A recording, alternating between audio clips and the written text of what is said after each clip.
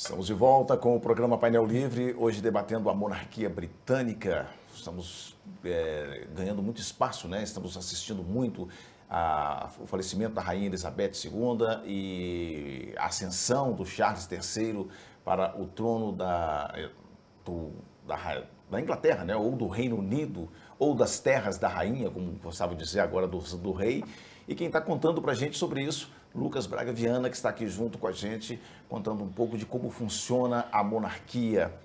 Lucas, quando se fala em rainha da Inglaterra, ou rei, a gente fala rei da Inglaterra, rainha da Inglaterra, sempre ainda vem a imagem da rainha, agora o rei da Inglaterra, mas é mais do que a Inglaterra, né? Sim, sim, isso é bem interessante porque a gente sempre fica focado no país da Inglaterra. Na verdade, existe também a Confederação, que é o Reino Unido, né? Que ela é composta pela Inglaterra, o País de Gales, a Irlanda do Norte e a Escócia.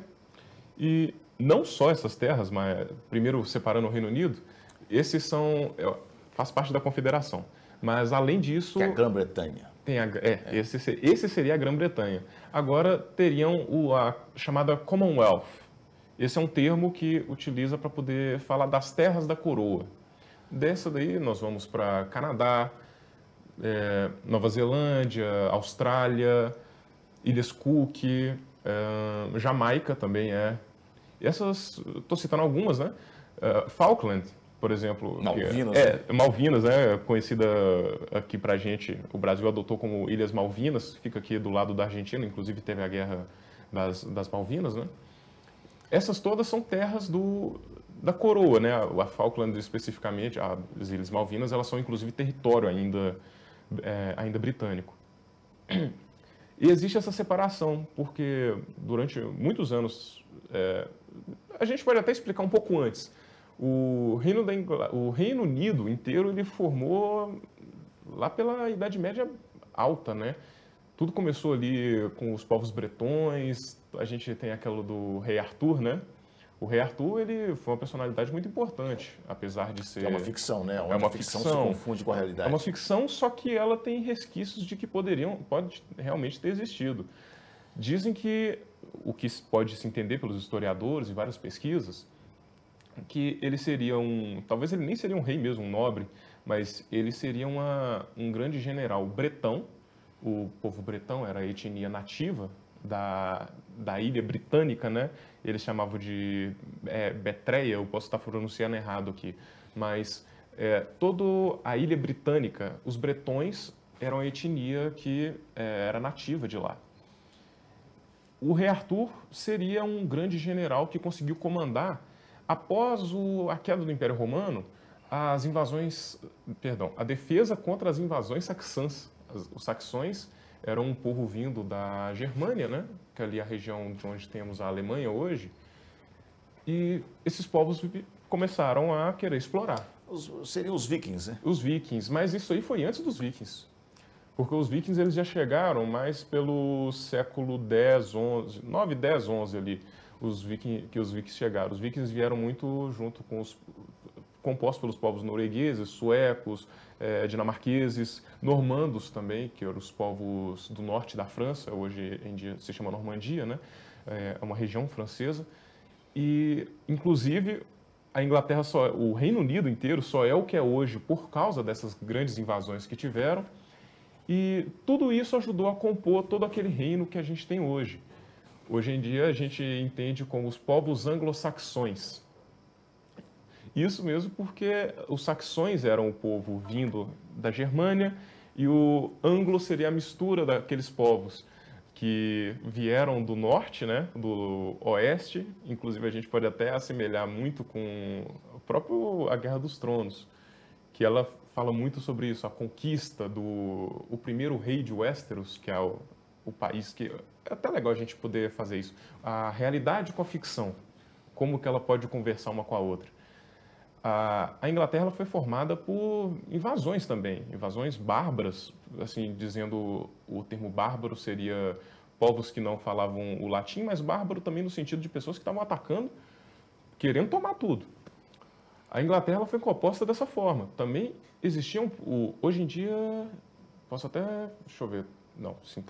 Hoje em dia, no país de Gales, é onde a gente tem talvez a etnia mais próxima do povo originário, dos bretões, lá no Reino Unido. Se você pegar tanto na Inglaterra como na Escócia, Irlanda do Norte, há uma mistura muito maior dos povos que vieram tanto da Noruega, Suécia, e a partir disso a gente pode fazer a contraparte na ficção. No A Guerra dos Tronos, também o Westeros foi feito por povos invasores. Aqueles que seriam o povo nativo, até mesmo o povo nativo, que seriam os primeiros homens, eles separam, né? Os primeiros homens, os ândalos, os Rhoynares. Esses todos são raças de pessoas. São pessoas que vieram de regiões diferentes, que comporam e se juntaram num grande reino. Isso formou também a Inglaterra. Você tem a junção de povos noruegueses, povos daneses, que seriam os dinamarqueses, povos normandos, que seriam do norte da França, e diversas outras etnias, mais a etnia nativa. Agora, vamos trazer um pouquinho para a realidade do Brasil, né? Em que a monarquia britânica se parece com a monarquia que o Brasil experimentou? Ou não tem semelhança? Sim, tem semelhança sim, porque o Brasil ele foi sim Muitas pessoas até dizem que o Brasil, se ainda tivesse mantido a monarquia, seria muito parecida com a do Reino Unido. O Brasil foi um país muito percussor na época, muito inovador também, porque estava fazendo uma monarquia constitucionalista. Da forma com a qual é hoje também a monarquia britânica, o Brasil estava caminhando para chegar a ser algo assim. Você tinha a separação dos poderes e você tinha uma autonomia muito grande também de cada uma das entidades. Então, o rei, claro, ele era o representante do poder executivo. Só que mesmo assim, a gente vê que existia isso do representante do governo e o representante do Estado. Né? Agora, vamos falar aqui um pouquinho sobre essa ascensão do rei, né? O primogênito, o filho homem, né? Isso é uma regra na monarquia britânica? Já foi, hoje em dia, curiosamente, foi mudado isso muito recente. Se não me engano, foi por meados de 2013 que instauraram na legislação britânica que a primogênita mulher, independente de ter um filho homem ou não, ela seria a próxima herdeira.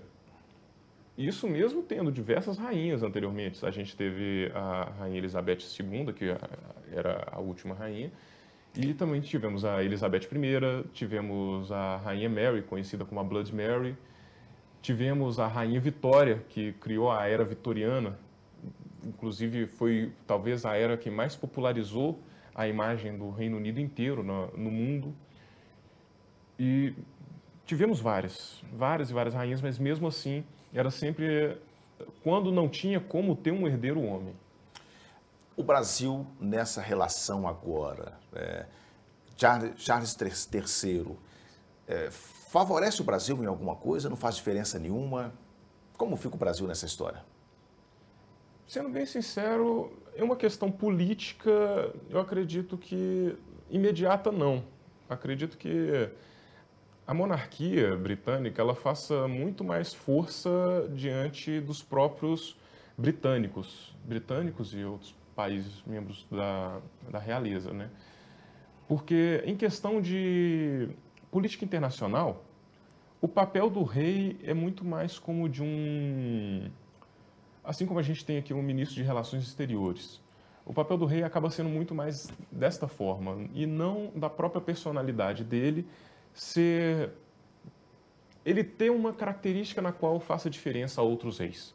No caso, ele sendo simplesmente por ser a representação do Estado, já cumpre um papel.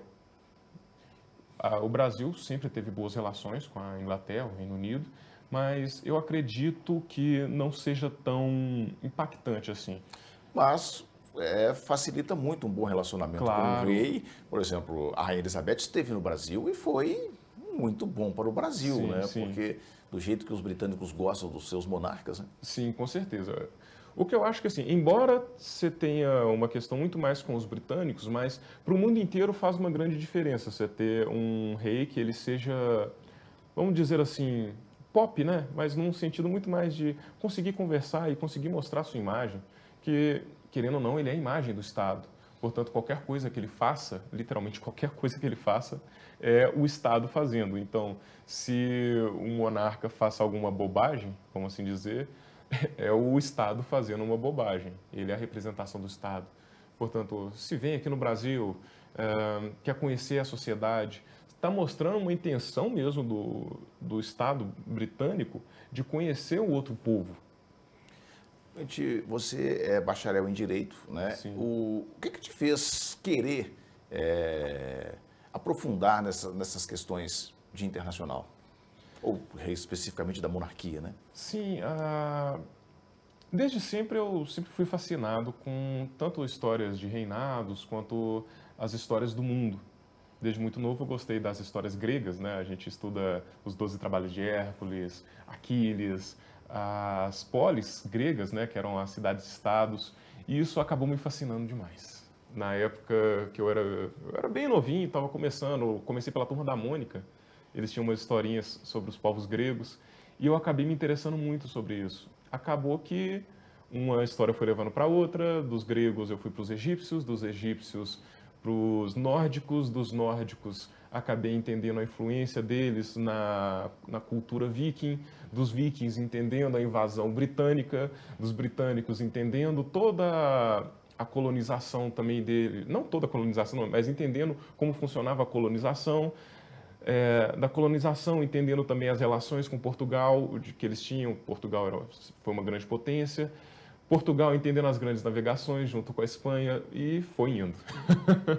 Lucas, muito obrigado por atender o nosso convite, trazer um pouquinho dessas curiosidades da monarquia britânica, né? Já era para a gente ter trazido isso aqui há mais tempo, né? Mas a pauta política realmente da campanha eleitoral só nos permitiu falar sobre isso agora. Mas podemos falar futuramente quando da ascensão, né, do Sim. Charles III, que parece que só no ano que vem que ele vai querer tomar posse como Charles III. Muito obrigado por atender o nosso convite. Eu que agradeço, eu fico feliz demais de estar aqui, a gente poder conversar sobre esse tema. E, curiosamente, caiu numa época de falar sobre política, né? Querendo ou não, a gente está falando de política também, quando está falando de um monarca. Ele é o representante de um Estado, né? E é muito bom a gente poder falar disso agora, não só pela rainha, o momento que aconteceu, né? Do falecimento dela, mas também de ser um momento de popularidade grande do tema. Tanto até que várias obras midiáticas, a gente tem hoje a Guerra dos Tronos, a gente tem o Senhor dos Anéis, tem tantas obras que retratam a monarquia, inclusive a The Crown, que é uma série da Netflix, na qual conta a história da Rainha Elizabeth, e é extremamente popular, e cada vez a gente vê que o povo fica interessado em conhecer mais desse Big Brother britânico, né? Da vida real, realmente, né? Bom, falamos sobre a monarquia britânica aqui com Lucas Braga Viana. Quero agradecer a você pela audiência. Amanhã estaremos de volta com mais um programa Painel Livre. Boa noite.